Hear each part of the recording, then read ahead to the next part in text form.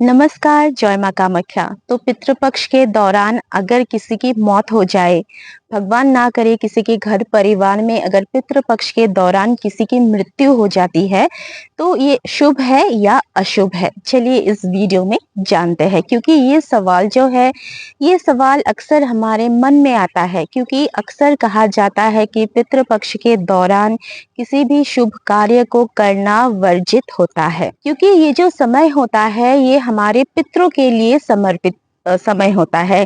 इस समय में हम पितरों को याद करते हैं और उनके लिए विभिन्न प्रकार से हम ऐसी कार्य करते हैं जिससे वो हमसे खुश हो जाए और हमारे जो पितृ दोष है इससे हमें मुक्ति मिले। माना जाता है कि पितृपक्ष के दौरान हमारे पितृ देवताएं अपने अपने लोकों से आके पृथ्वी लोक तक आते हैं, हमारे घर तक।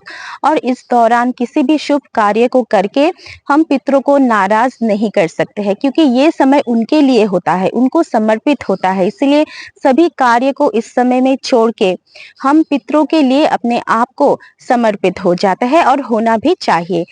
ऐसा करने से हमारे पितृ देवताएं हमसे खुश होंगे और हमें आशीर्वाद देंगे और हमारे पितृ दोषों से भी हमें मुक्ति मिलेगी। तो अगर इस दौरान यानी पितृपक्ष के दौरान किसी की मौत हो जाती है, तो अक्सर लोग सोचते हैं कि ये अशुभ संकेत है क्योंकि जैसा कि मैंने कहा कि इस दौरान किसी भी शुभ कार्य को करना वर्जित होता है, लेकिन असल में ये जो समय होता है ये बहुत ही पावन एक समय होता है।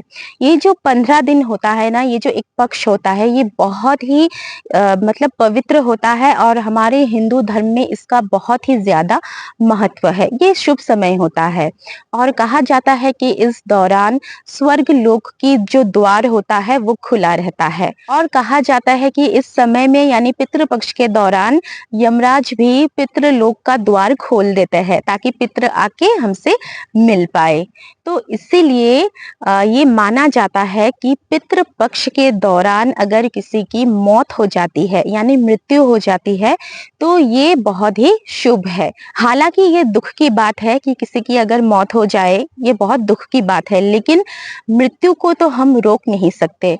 जन्म हो या मृत्यु हो ये भगवान के ऊपर ही निर्भर करता है। तो अगर किसी की मौत पितृपक्ष के दौरान हो जाता है ये बहुत ही शुभ संकेत होता है और जिस भी व्यक्ति इस समय पर लोग सिधारते हैं उन्हें मोक्ष की प्राप्ति होती है। और माना जाता है कि इस भी व्यक्ति का इस समय में मृत्यु हो जाता है, वो उनके जो पूर्वज है, मृत पूर्वज है, उनसे जाके डायरेक्ट मिल पाते हैं, जिससे उस मृत व्यक्ति की आत्मा की यात्रा इस दुनिया से दूसरे दुनिया तक की सरल हो जाती है।